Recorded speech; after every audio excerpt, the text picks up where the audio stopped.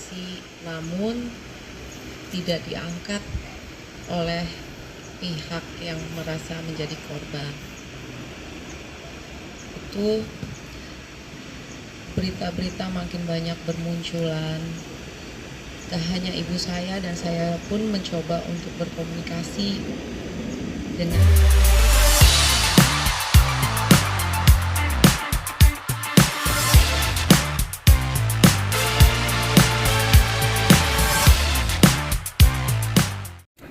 untuk mendengarkan dia curhat dan menyampaikan apa hal-hal yang mungkin saja tidak sesuai dengan pemberitaan yang beredar.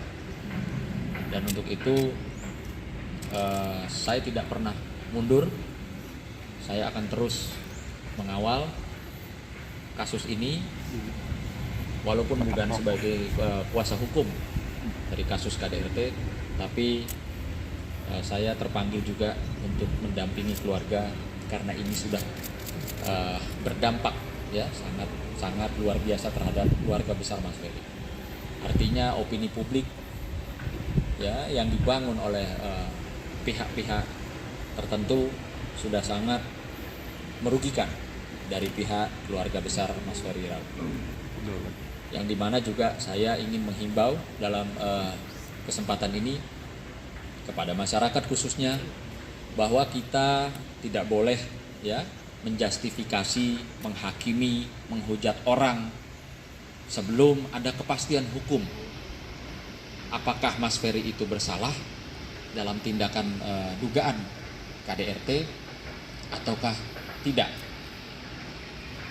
Artinya opini yang dibangun itu juga sudah di luar daripada dugaan pasal-pasal yang dilaporkan, yaitu pasal KDRT terkait dengan kekerasan fisik dan kekerasan psikis. Tentunya nanti Bang Agustinus akan menyampaikan apa sih itu kekerasan fisik dan kekerasan psikis dan bagaimana proses yang baik dan benarnya secara hukum untuk memenuhi seseorang dianggap tersangka atau telah melakukan perbuatan tersebut. Saya sempat dihubungi oleh Mas Ari. Mas Ari pun juga sedih dikarenakan pemberitaan yang sudah luar biasa yang dibangun opininya tidak sesuai dengan fakta.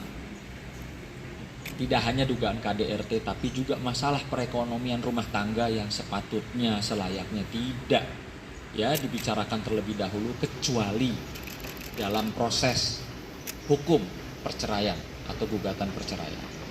Nah, ini yang jelas-jelas kami sangat sayangkan bahwa ada pihak-pihak tertentu yang sengaja memblow up, yang sengaja ingin menjatuhkan, menghina, menghujat bahwa kawan saya atau kakak dari klien-klien saya ini adalah orang yang tidak produktif.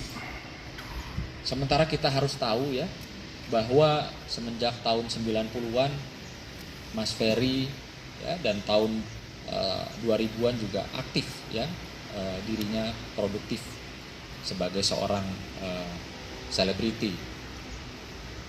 Lalu kenapa saat ini Mas Ferry dibangun opininya seolah-olah dia hanya lelaki yang tidak berguna, tidak berpenghasilan, gitu loh. Tolong kalau Anda atau siapapun Anda yang mengatakan hal seperti itu, tolong dibuktikan, terutama kalau Anda adalah seorang ahli hukum. Tolong buktikan apa yang Anda sampaikan bahwa kawan saya itu tidak memberikan nafkah kepada istrinya. Tolong dijabarkan, dibuktikan secara hukum. Artinya jangan hanya bacot, membangun opini publik, merendahkan seseorang untuk meninggikan diri, untuk merasa dirinya seorang pahlawan.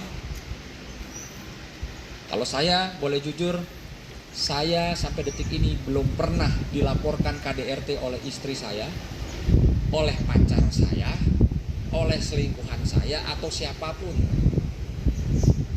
Jadi dalam hal ini kita tidak usah melebar kemana-mana. Kenapa? Kalau melebar kemana-mana membangun opini yang buruk terhadap seorang Ferry Irawan, ini berdampak kepada keluarganya. secara psikis. Maka keluarga pada saat itu kemarin berkumpul ya, lengkap ya Mbak ya. Dari kakak pertama, kedua, ketiga, keempat sampai semua keluarga berkumpul karena ini sudah tidak bisa dibiarkan. Perlu diketahui, saya sangat-sangat prihatin bahwa akibat dari opini publik yang dibangun oleh pihak sana dan terus ya diteruskan oleh masyarakat itu berdampak ibu kandung dari Mas Ferry itu mengalami pecah pembuluh darahnya ya di mata ya Mbak ya, mata sebelah kayaknya yang kiri juga udah mulai ada yang pecah juga di situ. Kejadian itu saat mendengar pertama kali memang ibu saya cukup, manapun namanya seorang ibu mendengar berita tersebut seperti ditimpa sesuatu yang besar. Dan saat itu juga ibu saya mencoba untuk berkomunikasi, namun tidak diangkat oleh pihak yang merasa menjadi korban. Itu berita-berita makin banyak bermunculan. Tak hanya ibu saya dan saya pun mencoba untuk berkomunikasi dengan yang katanya itu korban. Namun tidak diangkat juga, saya coba WA juga tidak ada respon, tapi WA-nya sudah dibaca. Saya saat itu bingung, ini kenapa? Apa yang terjadi? Atau apa yang sudah dilakukan? Saya pikir kalau namanya keributan itu pasti ada di setiap dalam rumah tangga. Hanya kita tuh terus berimajinasi, ini kenapa? Karena kita cuma dikirimkan sebuah foto.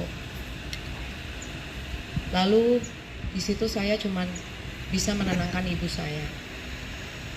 Saya nggak bisa bicara banyak, saya cuma bilang, Mam, tolong tenangin. Kita juga nggak tahu apa-apa. Yang pasti saat itu karena saya mengurus ibu saya dari keadaan beliau sakit sampai menjalani operasi dan masa pemulihan, itu semua saya yang lakukan dengan kakak-kakak saya. Sabar ya.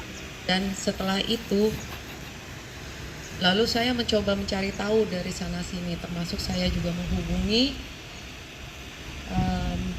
Ibu Made Ayu. Lalu jawabannya tidak diangkat juga dan tidak ada respon apa-apa saat itu.